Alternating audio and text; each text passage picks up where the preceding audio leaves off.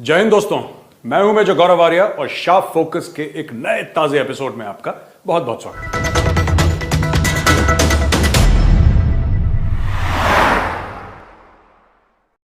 आज मैं पाकिस्तान के वजीर आजम इमरान खान नियाजी साहब से मुखातिब हूं।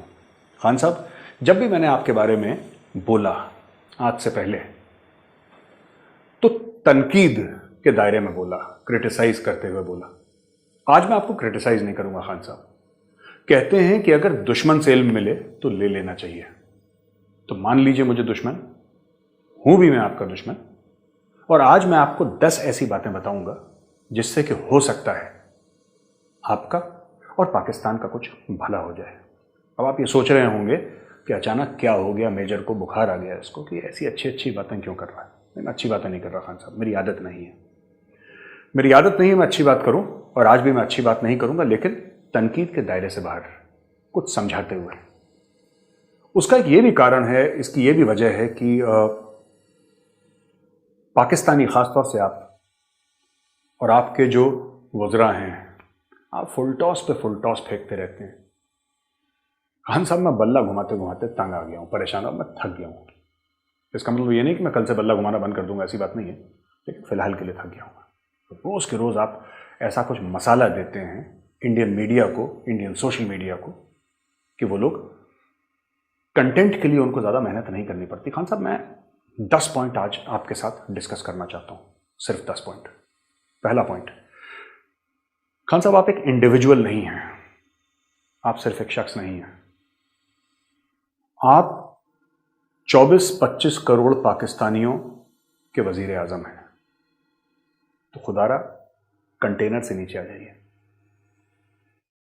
आपका लहजा वही है, डीजे बट वहां पे म्यूजिक बजा रहा है, आप कंटेनर के ऊपर माइक लेके चढ़े हुए हैं, और जितने भी आपके वर्कर्स हैं पाकिस्तान तहरीक इंसाफ के, उनका हुजूम लगा है वहां पे, और आप उनको मोटिवेट कर रहे हैं, और आप कह रहे हैं ये कर देंगे, वो कर देंगे। सर, एक ज़माने में जब आप ये सब कहते थे, that was good for a domestic audience, जो लोकल पाकिस्तानी हैं उनके लिए सुनने के लिए बड़ा अच्छा है। लेकिन आज आप पाकिस्तान के एक 25 करोड़ के मुल्क के वजीर आजम हैं, तो मुझे लगता है कि थोड़ी सी संजीदगी की ज़रूरत है। जो आप अपने लफ्ज़ आपके मुंह से निकलते हैं, उसके रिपरकशंस होते हैं, उसके इम्प्लीकेशंस हैं। आपने तो बोल दिया एब्सोल्युटली नॉट, आपने बोल दिया एब्सोल्युटली नॉट। अगर मैं आपकी जगह होता, और मैं बड़ा खुशनसीब हूं कि मैं आपकी जगह नहीं हूं, लेकिन अगर आपकी जगह होता मैं, खान साहब, और मुझसे वो जर्नलिस्ट ये पूछती, या कोई भी जर्नलिस्ट मुझसे पूछता कि क्या आप अमेरिकन यूएस को आप एयर बेसिस देंगे, आप हवाई अड्डे देंगे पाकिस्तान में, तो मैं साफ साफ कह देता कि अमेरिकन ने हमसे मांगे नहीं है, और अगर अमेरिकन हमसे एयर बेसिस मांगेंगे तो हम पार्लियामेंट में डिस्कस करेंगे। फिर जो भी हमारी पार्लियामेंट का फैसला होगा वो हम कम्युनिकेट करेंगे अमेरिका को। डेमोक्रेसीज ऐसे ही काम करती है। आपने क्या करा देखिए, आपने बोल दिया साहब एब्सोल्युटली नॉट। उसके बाद क्या हुआ, 8 से लेकर 12,000 अमरीकी आए पाकिस्तान के अंदर, तो आपका एब्सोल्युटली नॉट तो फिर झूठा साबित हो गया। इससे क्या होता है, क्रेडिबिलिटी खराब होती है, और दुश्मनों को मौका मिलता है, जो आपके मुखालफिन हैं उनको मौका मिलता है आपके ऊपर तनकीद करने का, आपके ऊपर, जिसको हिंदी में कहते हैं लांछन लगाने का, एक्यूजेशन किसी प्रकार का लगाने का। तो आप थोड़ा सा कंटेनर से नीचे आ जाए खान साहब, पहली चीज है। दूसरी चीज खान साहब की, जो आपने खास तौर से फॉरेन पॉलिसी हर एक पाकिस्तान के प्रधानमंत्री की, वजीर आजम की रही है, आपके समय पे थोड़ा सा ज्यादा हो गया है। कश्मीर कश्मीर कश्मीर कश्मीर कश्मीर, क्योंकि आप ही के समय 370-35 से हटा, तो शायद वो आपकी मजबूरी भी बन गई। खान साहब देखिए, जैसे मैंने पहले बोला था ना कि आप थोड़ा नाप तोल के बोलिए, मैं आपको उदाहरण देता हूं, एग्जाम्पल देता हूं। नरेंद्र मोदी जी ने 370-35 से हटाया, सिर्फ हिंदुस्तान पाकिस्तान नहीं खान साहब, पूरी दुनिया हिल गई। और क्या नरेंद्र मोदी गए वहां पे CNN पे इंटरव्यू देने, BBC पे इंटरव्यू देने, अल जजीरा पे इंटरव्यू देने? चुपचाप बैठे हैं।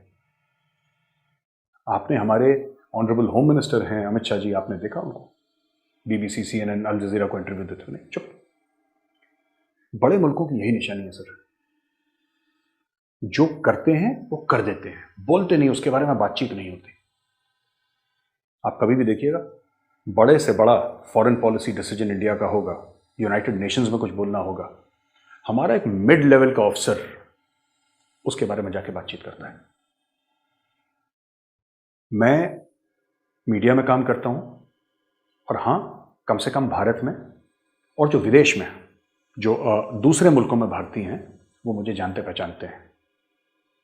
लेकिन मैं जानता हूं कि अगर मैं भारत के honourable prime minister Shri Narendra Modi ji का इंटरव्यू करने की सोचूं, मैं तसव्वुर नहीं कर सकता, मैं सोच नहीं सकता कि मुझे परमिशन मिलेगी कभी मोदी जी का इंटरव्यू करने की। नहीं मिलेगी, कभी हो ही नहीं सकता।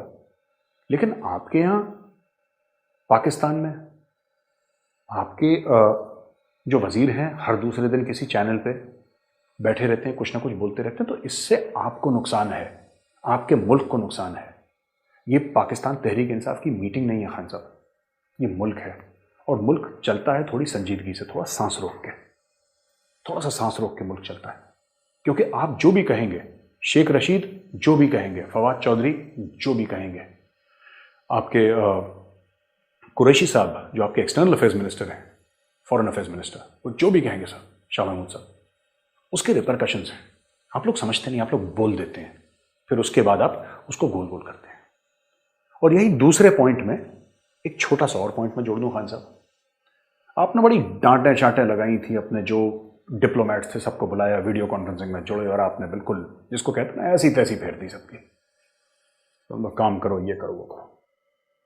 पाकिस्तानी मीडिया में भी मैं ये देखता हूं कि अक्सर मीडिया जो एंकर पर्सन्स हैं आपके टीवी पे, वो बड़ी तनकीद करते हैं कि हमारी डिप्लोमेसी बड़ी कमज़ोर है, भारत की बड़ी मजबूत डिप्लोमेसी और हमारी बड़ी कमज़ोर है, भारत की लॉबिंग बड़ी मजबूत है, हमारी लॉबिंग बड़ी कमज़ोर है, और हमारे डिप्लोमेट्स अच्छे नहीं हैं और आलसी हैं। ऐसा नहीं है सब, पाकिस्तान के भी डिप्लोमेट्स अच्छे हैं, बुरे नहीं है पाकिस्तान के डिप्लोमेट्स, दे आर गुड। लेकिन खान साहब एक बात बताइए, मैं आप ही से पूछना चाहता हूँ, you been a cricketer sir, है ना, एक ऐसी टीम जिसके पास बैट नहीं हो, बॉल नहीं हो, जूते नहीं हो, पैड्स नहीं हो, ग्लव्स नहीं हो, हेलमेट नहीं हो, ट्रेनिंग नहीं हो, कोच नहीं हो, आप उससे उम्मीद करते हैं कि जाके वर्ल्ड कप खेले? देखिए, आपके जब डिप्लोमेट्स किसी और मुल्क के लोगों से बात करेंगे तो वहां पे लेन देन की बात होगी सर। आप कहते हैं किसी तरीके से भारत को तुम पछाड़ दो, भारत को पटकी मार दो, भारत को फेंटियां लगवा दो। ऐसा कैसे हो सकता है खान साहब? जब हमारे डिप्लोमेट्स बात करते हैं वो सीधी बात करते हैं ट्रेड की। मैं अभी ये बात कर रहा हूं, इस वक्त मैं रिकॉर्ड कर रहा हूं, Modi ji United states of America में हैं, वो मिले हैं, आज ही की तारीख में मोदी जी मिले हैं दुनिया भर के जो वहां पे सीईओज थे। वो कह रहे हैं आइए इंडिया में इन्वेस्ट करिए, आपको बताइए क्या चाहिए। एक जमाने में आए थे पहले, वो एलन मस्क मिल गए थे, उसकी फैक्ट्री विजिट करी थी, टेस्ला वाला जो एलन मस्क, उसको बोला तुम्हें चाहिए क्या, तुम बताओ। आज की तारीख में एप्पल के फोन्स इंडिया में बन रहा है। डिप्लोमेसी पाकिस्तान की तभी मजबूत होगी जब पाकिस्तान के पास उसके डिप्लोमेट्स के बाद कुछ देने के लिए होगा। लेन देन का काम है डिप्लोमेसी। आप सिर्फ ये कहते हैं कि साहब मुसलमान मुल्कों से बात करो, तो जनाब ऐसे तो काम नहीं चलता। इस्लाम पे या हिंदुइज्म पे या क्रिश्चियनिटी पे या किसी और बुद्धिज्म पे या कोई भी जो वर्ल्ड रिलीजन्स हैं उनके ऊपर तो नहीं चल सकता खान साहब डिप्लोमेसी। मुसलमान मुल्क हमें सपोर्ट, कौन सा मुसलमान मुल्क ने आपको सपोर्ट कर दिया? अगर तुर्की ने कभी भूले भटके कश्मीर बोल भी दे तो कश्मीर ले लेंगे आपके तुर्की के बोलने से? ये दूसरा पॉइंट था। मेरा तीसरा पॉइंट है खान साहब कि एक तो आप ये एटमी रियासत बोलना बंद करें। मैं आपको दिल से बात बोल रहा हूं, मैं कोई आपकी तनकीद नहीं कर रहा। और अभी तक जो भी मैंने आपको पॉइंट्स दिए आपने देखा होगा खान साहब, मेरा लहजा बड़े जिसको कहते हैं कि बड़ा नरम लहजा है। मैं कोई उंगलियां नहीं उठा रहा आपके ऊपर। मैं आपका दोस्त बिल्कुल भी नहीं हूं खान साहब, हूं मैं दुश्मन ही, लेकिन दुश्मन से भी सीख लेना चाहिए। आप खुद सोचिए खान साहब, एटमी रियासत, मुसलमान मुल्क, आप जो लफ्ज चुनते हैं ना बोलने के लिए, आप लोगों को बांटते हैं और फिर आप कहते हैं इस्लामोफोबिया, इस्लामोफोबिया। भाई ये किसका आइडिया था? ये ऑर्गेनाइजेशन ऑफ इस्लामिक कोऑपरेशन बनाना कि इस्लामी मुल्कों का एक ग्रुप बनेगा। क्यों भाई? आपने खान साहब कभी सुना है क्रिश्चियन मुल्कों का एक ग्रुप बना, बुद्धिस्ट मुल्कों का एक ग्रुप बना, हिंदू मुल्कों का ग्रुप बना? ऐसे कहीं होता है दुनिया में? आपने बोला नहीं। आपकी डिप्लोमेसी भी मजहब के ऊपर है कि जो मुसलमान मुल्क है कम से कम वो तो कश्मीर की बात। अरे सर, किसी को इंटरेस्ट नहीं है, किसी को इंटरेस्ट नहीं है खान साहब। ये जो आप अपनी डोमेस्टिक ऑडियंस जो है ना, ये जो पाकिस्तानियों को जो आप बोलते हैं, इससे बाहर बहुत ज्यादा फर्क। मैं अरबों से मिला हूं सर, मैं सऊदी अरब के लोगों से मिला हूं, मैं इजिप्शियन से मिला हूं सर, मैं कतारियों से मिला हूं, मैं दुबई वालों से मिला हूं सर, मैं 4-5 किस्म के अलग अलग जो अरब कंट्रीज हैं, मैं उनके लोगों से। वो कभी इतना इस्लाम इस्लाम इस्लाम इतना नहीं करते सर वो। और वो ओरिजिनल मुसलमान है सर, वो 1400 साल से मुसलमान है, वो नहीं करते ये सब। हाँ, सच्चे मुसलमान हैं, वक्त पे नमाज पढ़ेंगे सर, अपनी हज करेंगे, उम्रे करेंगे, ज़कात देते हैं, जो भी इस्लाम के 5 पिलर्स हैं, वो आखिरत को भी मानते हैं, सब कुछ है। लेकिन वो इस्लाम का ऐसा हवा नहीं बनाते जैसे आप लोग बनाते हैं पाकिस्तान में। इट्स ओके, बहुत अच्छी बात है आप मुसलमान हैं सर, बहुत अच्छी बात है, इज्जत करते हैं इस्लाम की। लेकिन आपको यह सोचना चाहिए as prime minister of Pakistan कि आप कर क्या रहे हैं। आप अपनी डिप्लोमेसी में कह रहे हैं कि मुसलमान मुल्कों से बात करो, यानी कि गैर मुस्लिम मुल्कों से बात मत करो। आप ये कह रहे हैं कि पाकिस्तान गैर मुस्लिम मुल्कों से कोई टच में नहीं रहेगा। भारत से टच में मत रहिए, हमें भी कोई ख्वाहिश नहीं है आपसे टच में रहने के लिए। पाकिस्तान से कोई रिश्ता हमारा ना हो, यही हमारे लिए बेहतर है और शायद आपके लिए भी बेहतर है। लेकिन खान साहब, ये बार बार आप ना इस्लाम इस्लाम इस्लाम डिप्लोमेसी के तनाजुर में आप ना बोलें। उसका सबसे बड़ा कारण यह है सर कि फिर आप ही बाद में बोलते हैं कि इस्लामोफोबिया हो गया। जब आपने मुस्लिम और गैर मुस्लिम में दुनिया को तकसीम कर दिया, अपने घरों में नहीं, अपने मस्जिदों में नहीं, अपनी डिप्लोमेसी में, अपनी सिफारत में, आपने दुनिया को मुसलमान और गैर मुसलमान में तकसीम कर दिया। फिर उसके बाद जब कोई उल्टी नजर से देखता कि इसको तो इस्लामोफोबिया है, इस मुल्क में इस्लामोफोबिया है, क्या आपने दिल मिलाने की कोशिश करी सर? आपने नहीं करी। ये सब नहीं चलता आजकल। जो 1400 साल से मुसलमान है वो नहीं करते। आप क्यों इतने इतने ज्यादा एक्साइट हो जाते हैं इस चीज को लेकर? It's okay sir. मैं हिंदू क्यों हूं? क्योंकि मेरे माँ बाप हिंदू हैं सर। आप मुसलमान इसलिए इमरान खान साहब क्योंकि आपके माँ बाप मुसलमान हैं। मुसलमान होना अच्छी बात है, हिंदू होना अच्छी बात है, लेकिन आप और हम अपने मजहब को ऐसे ट्रीट ना करें कि साहब जैसे मानिए कि जैसे दिल्ली जिमखाना की मेंबरशिप मिल गई हो, पागल हो रहे हैं लोग वहां पे, ये मुसलमान मुल्क है, ये मुसलमान, ये क्या लॉजिक है सर? This is foolishness. अब मैं आता हूं अपने चौथे पॉइंट पे। जेम्स कैरवेल एक था जिसने बिल क्लिंटन के ना अर्ली 90s में उसकी टीम का पार्ट था सर। बिल क्लिंटन आप जानते हैं, अमेरिका के प्रेसिडेंट। तो जेम्स कैरवेल ने एक बात बोली थी जिसको बिल क्लिंटन बड़ा हंसी मजाक में कोट भी करता था और बाकी लोग भी कोट करते थे। नहीं said it's the economy stupid. ये उसने बोला, कैरवेल ने, इज द इकोनॉमी स्टूपिड। अब मैं आपको तो ऐसा नहीं बोल सकता, वजीर आजम है 25 करोड़ के मुल्क के, तो मैं आपको ये कहूंगा इज द इकोनॉमी खान साहब, इज द इकोनॉमी। दुनिया में 2 ही सच्चाई हैं, मौत और पैसा। बाकी सब चलेमान है, चलता रहता है, एवरीथिंग एल्स इज फ्लूइड। एक मौत सच्ची, एक पैसा सच्चा। खान साहब, आप बुरा लगता है आपको जब लोग कश्मीर पे तवज्जो नहीं देते।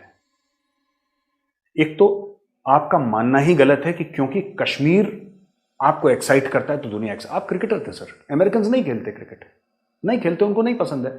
आपके सबसे अच्छे दोस्त, शहद से मीठी, हिमालय से ऊंची, समुद्र से गहरी जो दोस्ती है चीन। चाइना नहीं खेलता, क्रिकेट नहीं खेलता। आप क्या बोलेंगे उसको? चाइना को खेलो, तुम्हें खेलनी पड़ेगी।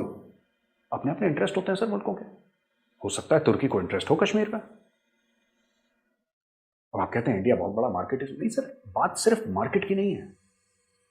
It's not only a question of market Khan साहब, बात मफाद की भी है। अगर आप अपनी इकोनॉमी मजबूत करते, अगर आपकी जेब में डॉलर होते तो आप में गर्मी रहती। गर्मी अभी भी आप लोगों को पता नहीं क्यों है, कैसे आती हो गर्मी, I am not sure, but fact of the matter is कि उस मुल्क में कॉन्फिडेंस रहता है जिसके पास पैसे रहते हैं। खान साहब, मैं आपको इंडिया का एग्जांपल देता हूं। मैं जब बहुत छोटा था, मेरे फादर एक ट्रांसफरेबल जॉब में थे। तो जहां पे फादर का ट्रांसफर होता था, गवर्नमेंट में काम करते थे, वो पुलिस में थे। तो हम लोग वहां पे जाके पढ़ा करते थे। मुझे याद है 80s का इतना बुरा हाल था, इतना बुरा हाल था इंडिया का। उस समय मैं ज्यादा मैच्योर नहीं हुआ था, बच्चा ही था उस वक्त। इवन जब मैंने अपना कॉलेज खत्म करा तब तक इंडिया का बहुत बुरा हाल था। भारत का जो सोना था वो गिरवी रह गया। हम ये सुनते थे, हमें इतनी अकल तो थी नहीं उस वक्त, अकल आज भी नहीं है खैर, लेकिन हम सुनते थे भारत ने अपना सोना गिरवी रख लिया, भारत ने ये कर दिया, भारत ने वो कर दिया, कहां से पैसा आएगा ये वो। ये जो अक्सर कहते हैं कि इंडियंस बड़ा घमंड करते हैं अपने पैसे के ऊपर, सर ये IMF का, वर्ल्ड बैंक का, अमेरिका का, चीन का और सऊदी अरब का पैसा नहीं है। ये हमने कमाया है अपने जोरे बाजू से, खुद कमाया, अपने दिमाग से, अपनी मेहनत से, अपने खून पसीने से कमाया। इसलिए this sense of pride is because we have earn this money. हमने कमाया है। हिंदुस्तान में 10 प्रॉब्लम्स हैं आज की तारीख में। 10 नहीं, मैं कह रहा हूं लाख प्रॉब्लम्स हैं हिंदुस्तान में। क्या हमारी डेमोक्रेसी परफेक्ट है? बिल्कुल भी नहीं। क्या जो हमारे कॉन्स्टिट्यूशन में सेक्युलरिज्म लिखा क्या वो परफेक्ट है? बिल्कुल भी नहीं। हमें हजारों मील का सफर तय करना है, हजारों मील का। लेकिन इंटेंट है, एक इंटेंट है। वही इंटेंट हमने दिखाया था अपनी इकोनॉमी के लिए।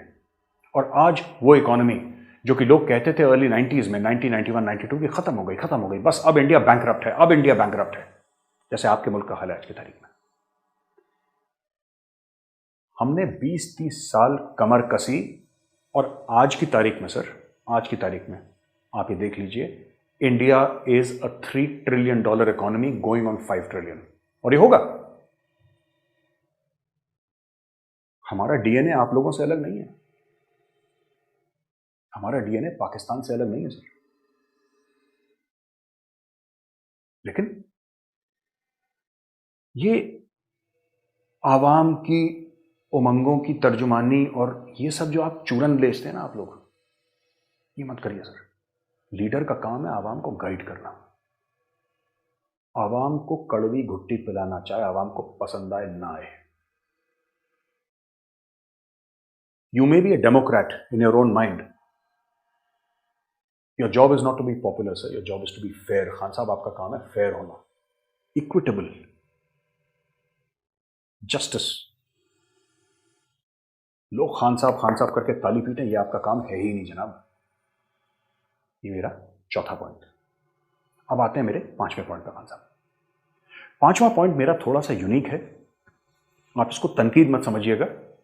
मैं फिर एक आराम से बड़े आपको एक चीज समझाना चाहता हूं। खान साहब ऐसा है ना, 3 लफ्ज हैं जिसको आपको बैन करना पड़ेगा पाकिस्तान में।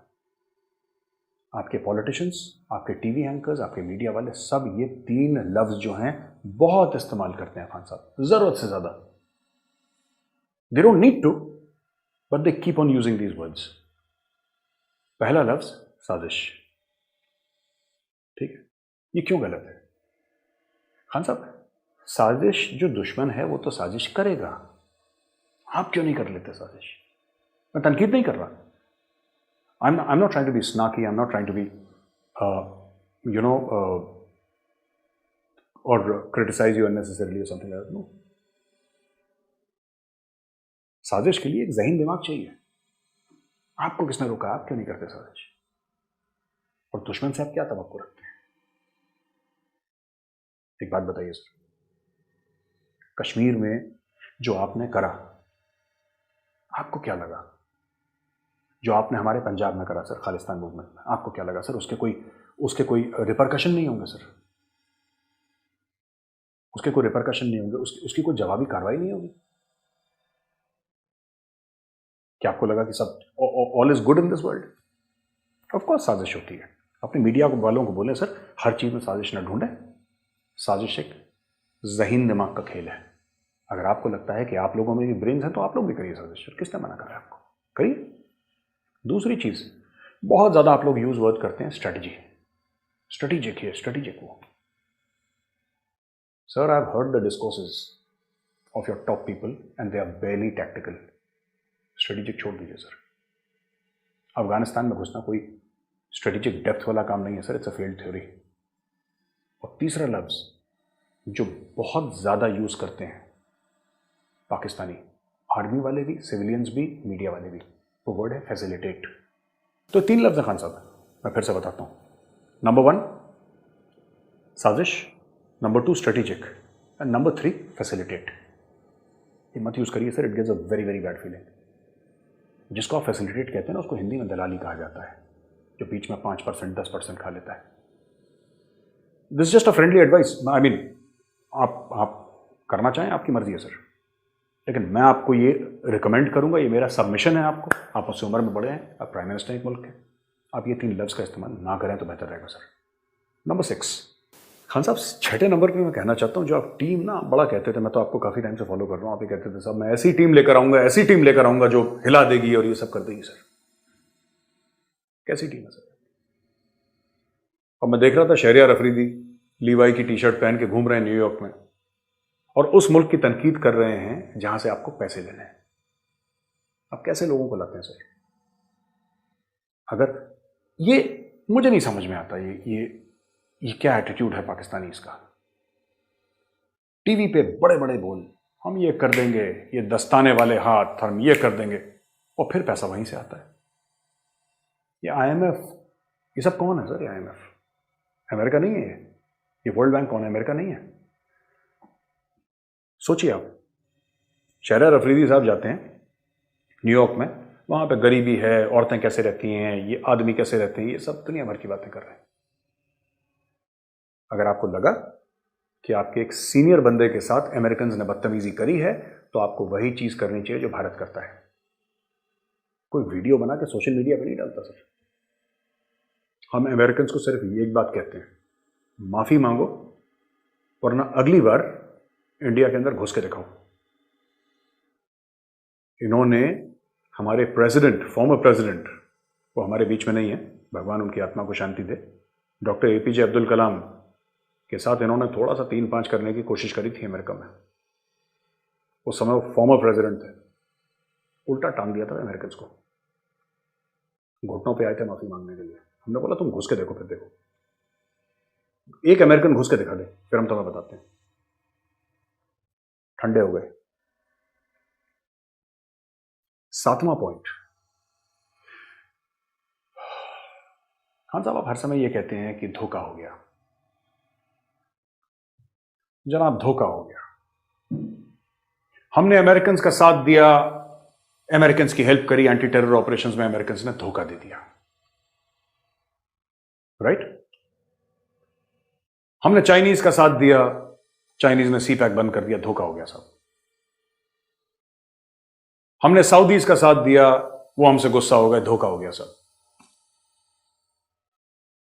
न्यूजीलैंड का हमने इतना साथ दिया, हम इतना अच्छा मानते हैं, वो क्रिकेट टीम उनकी चली गई, देखो धोखा हो गया साहब।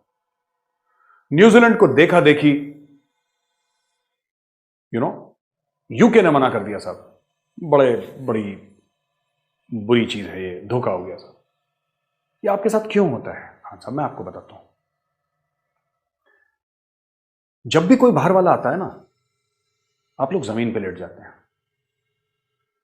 पूरा मुल्क जमीन पे लेट जाता है सर। अमेरिकन आए जमीन पे लेट गए, अंग्रेज आए जमीन पे लेट गए, कोई भी आए जमीन पे लेट गए।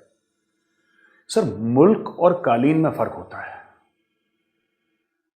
कालीन जमीन पे बिछा अच्छा लगता है, मुल्क जमीन पे बिछा अच्छा नहीं लगता है।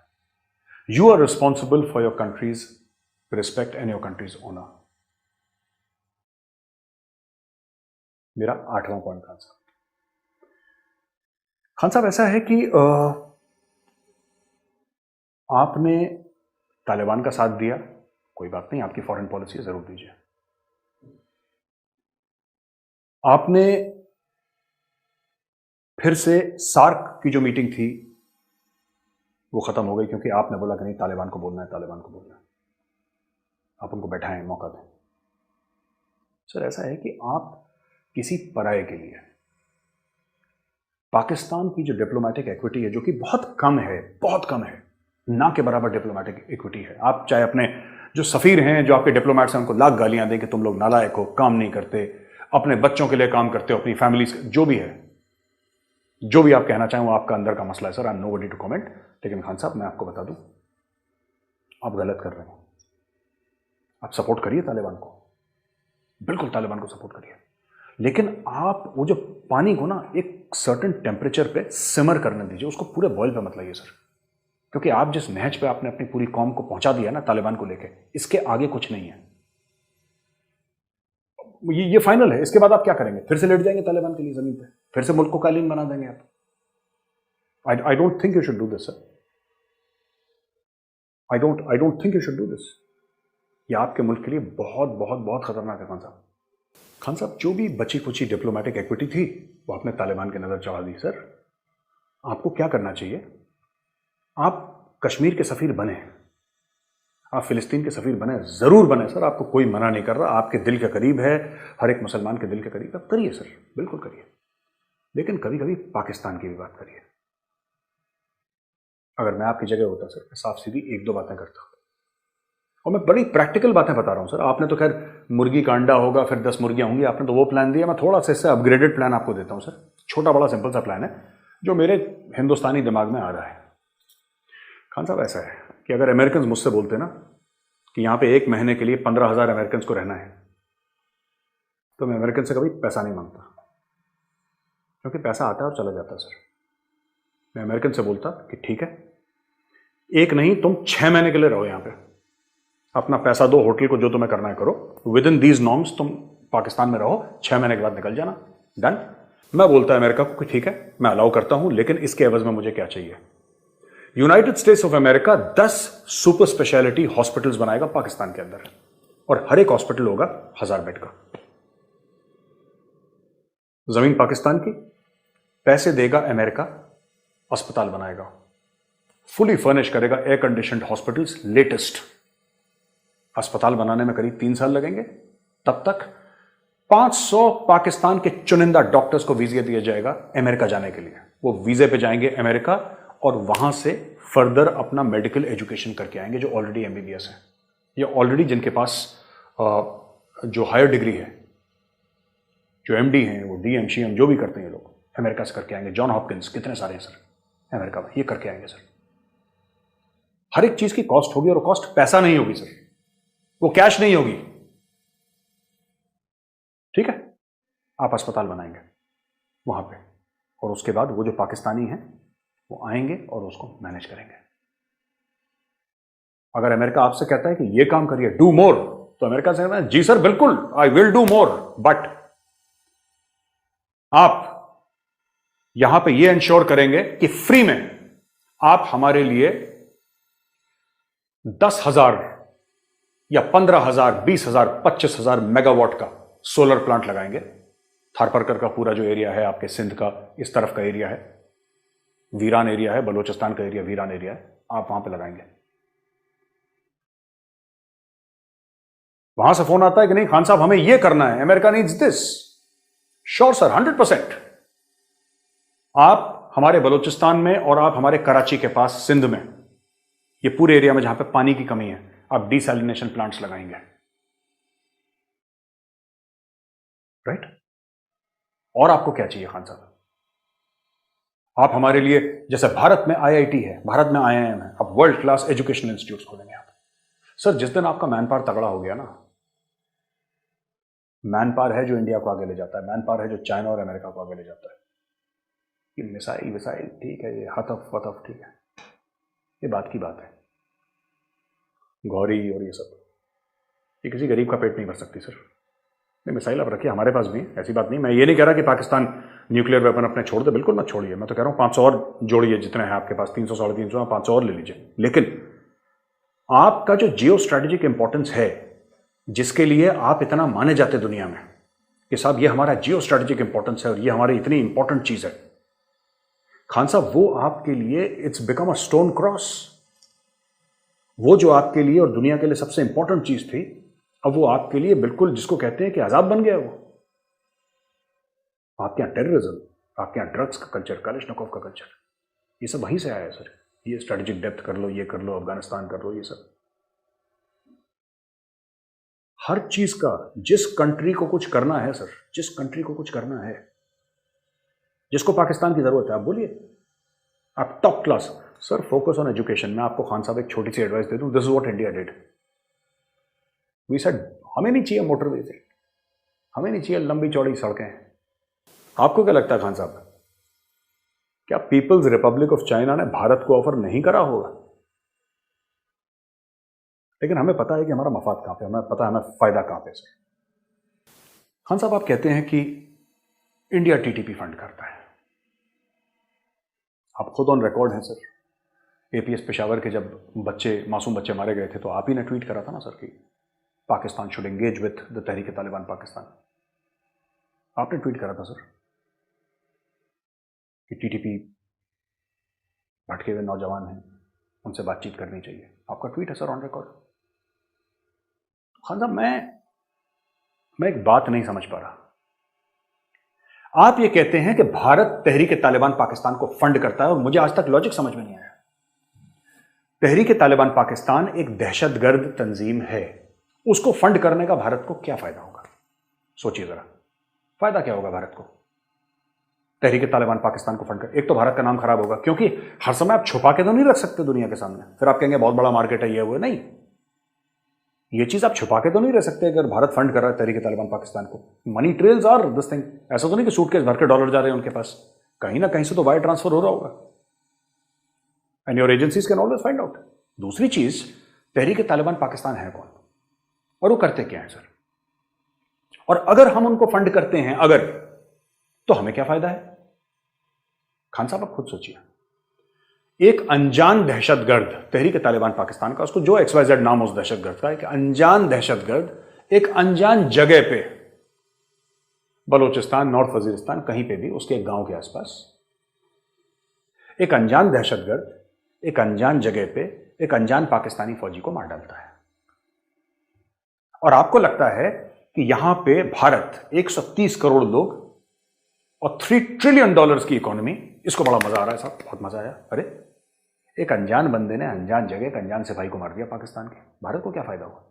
अगर भारत को मिलियंस ऑफ डॉलर्स खर्च करने हैं तो अब आप बताइए। आप you wear my shoes sir. Khan साहब, मैं आपको इन्वाइट करता हूं, मेरी तरह सोचिए जरा 2 मिनट के लिए, और बड़ा मजा आएगा आप मेरी तरह सोचेंगे तो। सोचिए खान साहब, साफ सीधी बात है, लेट्स बी वेरी क्लियर। अगर मुझे 100-200 करोड़ रुपए लगाने हैं, 1000 करोड़ लगाने हैं, तो मैं तहरीक तालिबान पाकिस्तान में क्यों लगाऊंगा? क्या मैं आपकी पार्लियामेंट में पैसा नहीं लगाऊंगा? वो 2-2 टके के दहशतगर्द जो मर जाते हैं तो उनको दफनाने वाला कोई नहीं होता, उनसे हमें क्या फायदा?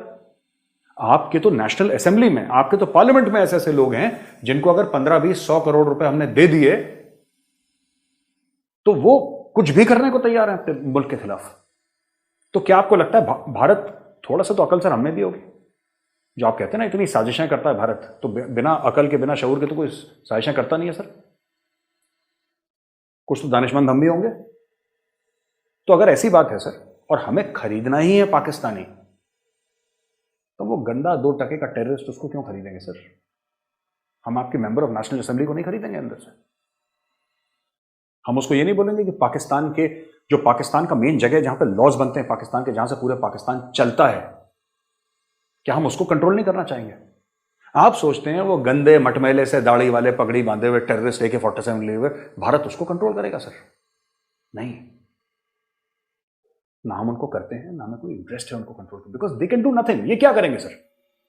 खान साहब, आप सोचिए क्या करेंगे तहरीक तालिबान पाकिस्तान वाले? 2 पाकिस्तानियों को मार दिया और 3 फौजियों को मार दिया, 5 फौजियों को मार दिया, क्या उससे क्या होगा? पाकिस्तानी फौज का हौसला गिरेगा? नहीं। जब फौजी का भाई मारा जाता है उसका जो हौसला है वो और ऊपर जाता है, उसका मोराल और बढ़ता है, उसके अंदर वो बदले की भावना आती है। आप उनका मोराल नहीं तोड़ सकते। वो इंडियन हो, चाइनीज हो, पाकिस्तानी हो, अमेरिकन हो, जो भी हो, XYZ, फौजी का हौसला बढ़ जाता है। मैं जानता हूं, मैं खुद फौजी हूं। बाकी आपकी मर्जी है सर। आपके आर्मी चीफ ने खुद आपको पार्लियामेंट में आके बोला था कि ऐसा कुछ भी नहीं है। तहरीक तालिबान पाकिस्तान और अफगान तालिबान एक ही सिक्के के 2 पहलू हैं। जितनी जल्दी आप समझ लें उतना बढ़िया आपके लिए। मेरा 10वां पॉइंट खान साहब 2 हिस्सों में है। पहली चीज, it's a repetition of an earlier point, but my request Khan sahab would be that please keep quiet. मैं पहले भी बोल चुका हूं किसी पॉइंट में, लेकिन फिर से कह रहा हूं खान साहब, आप और आपकी काबीना जितना कम बोलेंगे पाकिस्तान की उतनी खिदमत होगी सर। आप मत बोलिए, ये आप बोल देते हैं, मैं साफ सीधी बात बोलता हूं, गोरे हैं आपके मुल्क को रगड़ देंगे सर। खान साहब आपके मुल्क को रगड़ देंगे बुरी तरीके से और आप कुछ नहीं कर पाएंगे। तो साजिश हो गई, बस यही कर पाएंगे आप टीवी में। ये बाहें मरोड़ते रहेंगे जब तक बाहें टूट न जाएं और बाह जो है सॉकेट से न निकल जाए। ये ऐसी चीज है। आपको जो करना करिए। मैं ये नहीं कह रहा पाकिस्तान की पॉलिसी बदलिए, पाकिस्तान की पॉलिसी में आप थोड़ा सा बोलना कम करिए, थोड़ी सी बयानबाजी कम करिए, इससे किसी को फर्क नहीं पड़ता सर। आपने बोला मोदी हिटलर है, मोदी फाशिस्ट है, मोदी का हिंदुत्व ये है वो। मोदी ने कभी जवाब दिया सर आपको? एक ट्वीट का जवाब दिया? आपने 50-55 ट्वीट दागे, मोदी ने इतना भी लायक नहीं समझा आपको। माफ कीजिएगा, थोड़ी तल्ख हकीकत बयान कर रहा हूं, थोड़ी कड़वी बात है, लेकिन खान साहब मोदी जी ने इस लायक भी नहीं समझा कि आपको जवाब दें। उन्होंने टोटली इग्नोर करा आपको 2 साल, टोटली इग्नोर करा। क्या कर लिया आपने? हटा दिया मोदी ने 370-35 से, क्या कर लिया आपने? आप बताइए, हो क्या गया? कुछ अचीव कर पाए? हम इंडिया से बात नहीं करेंगे जब तक इंडिया 370-35 से बाहर नहीं। वो नहीं करेगा सर, इंडिया 1000 साल नहीं करेगा। मत बात करिए, इंडिया को क्या फर्क पड़ रहा है? और कभी आपने सुना इंडिया को बोलते हुए? खान साहब, आपने इंडिया में किसी को बोलते हुए सुना? जो सरकार का कोई अफसर हो या कोई नेता हो हमारा, कोई लीडर हो, कोई कायद हो, कोई किसी भी लेवल पे हो, हमारे फॉरेन मिनिस्टर, प्राइम मिनिस्टर हो, कि जी हमें पाकिस्तान से बात करनी चाहिए। आप ही लोग पता नहीं क्यों कि हम इंडिया से तब बात करेंगे। इंडिया कह रहा है आपसे बात करने के लिए, नहीं कह रहा ना। इंडिया को कोई फर्क नहीं पड़ता सर। इंडिया ये मान के चलता है कि हमें जमीनी राहदारी नहीं चाहिए इनटू अफगानिस्तान। इंडिया ये मान लिया इंडिया ने, इसलिए इंडिया ने चाबार पोर्ट पर पैसे लगाए। इंडिया सिफारतकारी कर रहा है ईरान के साथ। ईरान के लोग अभी आए थे, हमारे लोग ईरान गए थे। हमारे लिए वो काफी है सर। हमने मान के चल लिए, ये मान के हमने बात जिसको तय कर ली है कि हमें अफगानिस्तान नहीं जाना है through Pakistan. End of story. हाँ, कभी कभी फ्लाइट्स गई ऊपर से, तो ओवर फ्लाइट जो आपसे परमिशन लेनी है, ठीक है, वो आपको भी अगर श्रीलंका जाना है, आपने हमसे ओवर फ्लाइट परमिशन ले ली, that's all right, that's okay. आपको इस तरफ जाना है, आप भारत के ऊपर से गए, दैट्स ऑल राइट। और हमें कोई फर्क नहीं पड़ता सर, हमें कोई भी फर्क नहीं पड़ता। हमने मन अपना बना लिया। आप लोग बार बार ये बात रिपीट करते रहते हैं, हम तब बात करेंगे, तब बात करें। मत करिए सर, किसी को stop repeating it again and again. अच्छा नहीं लगता सर। हमें शर्म आती है कि पाकिस्तान का जो प्रधानमंत्री है, पाकिस्तान का वजीर आजम, वो ऐसी बातें क्यों कर रहा है। जब इंडिया कोई इंटरेस्ट नहीं दिखा रहा, बार बार ये बात क्यों रिपीट कर रहे हैं कि जब 370 और 35 से बहाल होगा तब हम भारत से। भारत ने बोला आपसे कि हमें बात करनी है आपसे? भारत ने तो एक बार नहीं बोला। आप एक बयान दिखा दीजिए मुझे, फिर आप क्यों लगे रहते हैं पीछे? और इसी चीज का पार्ट बी, मेरे 10वें पॉइंट का, आखिरी पॉइंट का पार्ट बी। खान साहब, आप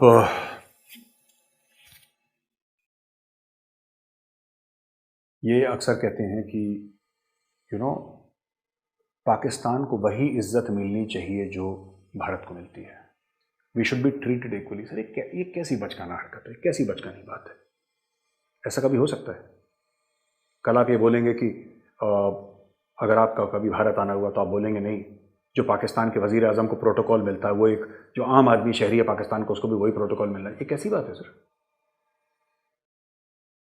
आपकी इकोनॉमी 300 बिलियन की है, हमारी इकोनॉमी $3 ट्रिलियन की है सर। कैसे बराबरी हो सकती है? हमारा एजुकेशन सिस्टम देखिए और आपका देखिए सर, हमारी डिप्लोमेसी देखिए, आपकी देखिए, हमारी इन्वेस्टमेंट्स देखिए, आपकी इन्वेस्टमेंट्स देखिए सर, हमारे मुल्क में जो इन्वेस्टमेंट्स आती हैं वो देखिए, और आपके मुल्क में जो आती है इन्वेस्टमेंट्स वो देखिए सर। आप हर चीज कंपेयर करिए। मैं कह रहा हूं कि 10-15 पैमानों में देख लीजिए, हर चीज में आपको गैप इतना ज्यादा दिखाई देगा खान साहब। और फिर आप अपने दिल से पूछिएगा कि हमें भी उतनी रिस्पेक्ट मिलनी चाहिए जितनी India. How is it possible sir? कल इंडिया बोले कि हमें वही प्रोटोकॉल दो जो आप अमेरिका के जो बाइडेन को देते हो। Is it possible? हो सकता है कि नहीं होगा ना, पर हम लोग मेहनत कर रहे हैं।